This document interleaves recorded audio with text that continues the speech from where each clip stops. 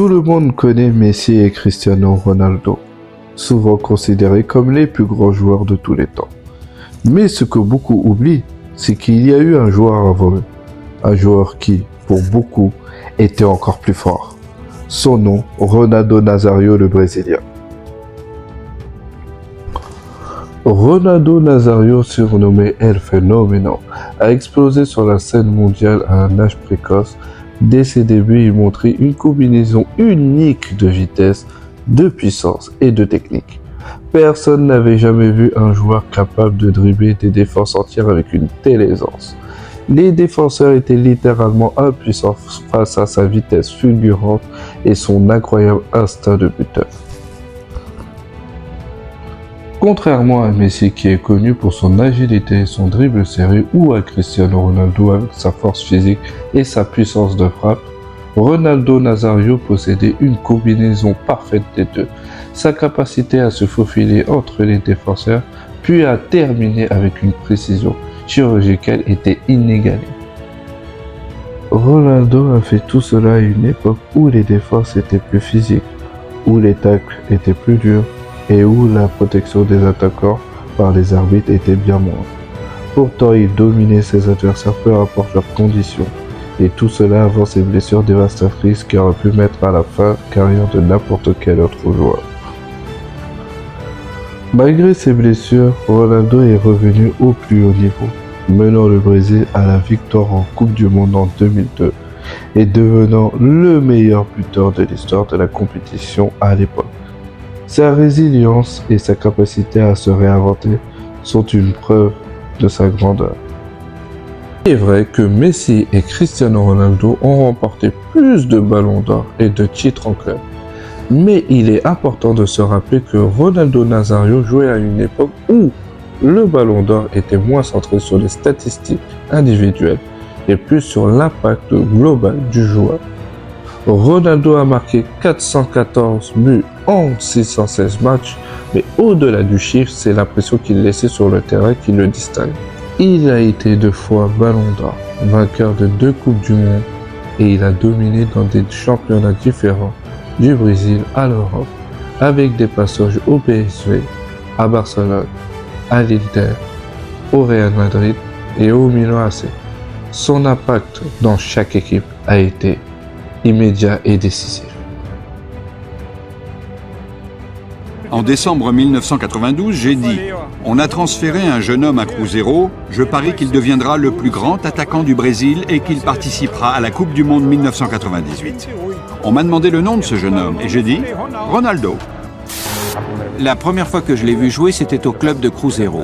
C'était encore un gamin, il n'avait que 16 ou 17 ans. Il jouait un match où il a marqué pas moins de 5 buts. À ce moment-là, il a montré à quel point il était phénoménal dans sa façon de se déplacer sur le terrain et de marquer des buts. Son toucher de balle était tout simplement exceptionnel. Je n'ai jamais vu personne avec une telle maîtrise du ballon. Et il se positionnait de telle façon qu'il était très facile pour ses coéquipiers de compléter son jeu. J'aurais adoré jouer dans son équipe parce que je suis sûr que si j'avais joué avec lui, il aurait marqué 2000 buts. Je lui aurais passé la balle tout le temps. Il avait un don pour le football. Il avait un talent fou, mais il avait aussi un physique et une musculature qui le rendaient très puissant. Ses adversaires avaient beau essayer de le faire tomber pour récupérer le ballon, il n'y arrivait jamais. Ronaldo avait une force et une rapidité de mouvement qui lui permettaient de ne jamais perdre le ballon. À ce niveau-là, il était complètement différent des autres attaquants. Quand on a un joueur dans son équipe qui se déplace aussi habilement, aussi vite et qui maîtrise aussi bien le ballon, ça rend la vie 1000 fois plus facile quand on est milieu de terrain. On sait qu'on peut lui passer le ballon à tout moment et que même si on lui fait la pire passe du monde, il arrivera quand même à marquer. Dès que Gilberto Silva, Kleberson ou Ronaldinho avaient la balle, Ronaldo fonçait vers les buts pour se dégager, réceptionner le ballon et tirer. Opa, opa, opa.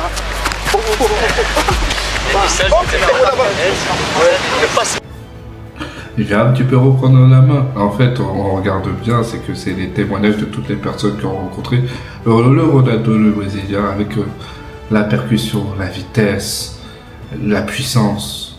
Et ils disent tous que voilà, qu'il a été extraordinaire.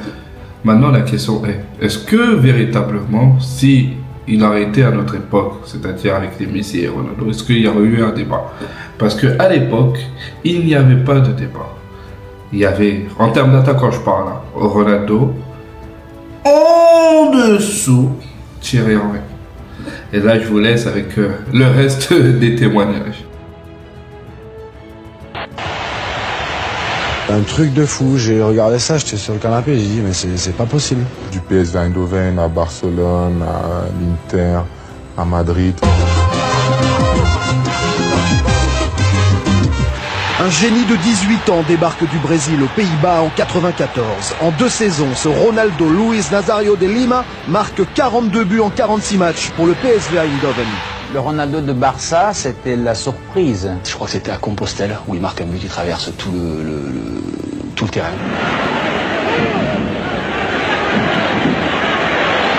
Où il dribble toute l'équipe. Je l'ai vu, il partait, on aurait dit qu'il jouait avec des enfants, quoi. Vous savez pas à quel point qu'il était fort, à quel point il était là, il terrorisait à lui tout seul. Vous voyez Messi, vous voyez Ronaldo comme il terrorisait, mais lui c'est encore pire.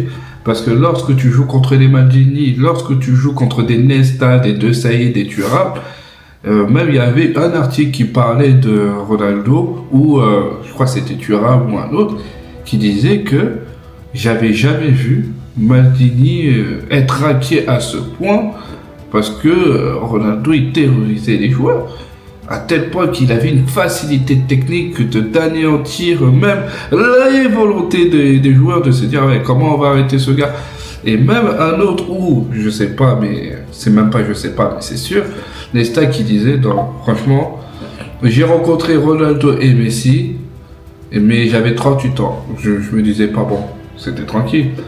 Mais Ronaldo, je savais pas quoi faire, je savais pas comment je peux vous dire ça, je savais pas comment l'arrêter, je savais pas qu'est-ce que je pouvais faire de plus pour arrêter celui-là. Résurrection, il rejoue, il remarque avec l'Inter. À l'été, il sera à nouveau champion du monde et meilleur buteur du tournoi avec le Brésil.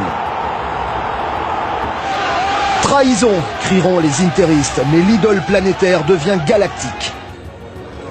Le Real Madrid décroche la lune avec Zidane, Figo, Beckham et tous ces merengues étoilés. Il marque 30 buts pour fêter son arrivée. À 26 ans, un deuxième ballon d'or lui revient de droit divin. 2002, quel apogée. Il a fait ce qu'aucun autre joueur a pu faire dans le football. Quelques kilos en plus au fil des années, mais number one. Pour moi, c'est le numéro 1. Amigos, para nosotros será siempre un gordo feo. Equipo! El Gordo, le gros, devient son surnom, ce qui ne l'empêchera pas de beaucoup marquer en Espagne, où il raflera tout, sauf la Ligue des Champions, seul grand trophée jamais soulevé. Ça va être la pesée de Ronaldo. Et il y a Capello aussi, juste là. Après l'ultime étape européenne du Milan AC, trop handicapé par les blessures, ses éternelles compagnes de voyage, la comète Ronaldo achève sa parabole au pays brésilien. Hier, tu as donc rangé ton dernier maillot des Corinthians, le jour de la Saint-Valentin. Dis-moi, éternel jeune premier, Ronaldo Luis Nazario de Lima, tu te crois malin? L'héritage de Ronaldo Nazario est une source d'inspiration pour les générations futures. Et même si le débat sur le plus grand de tous les temps se poursuivra, pour ceux qui ont eu la chance de le voir jouer, Ronaldo restera toujours l'unique, le phénoménal.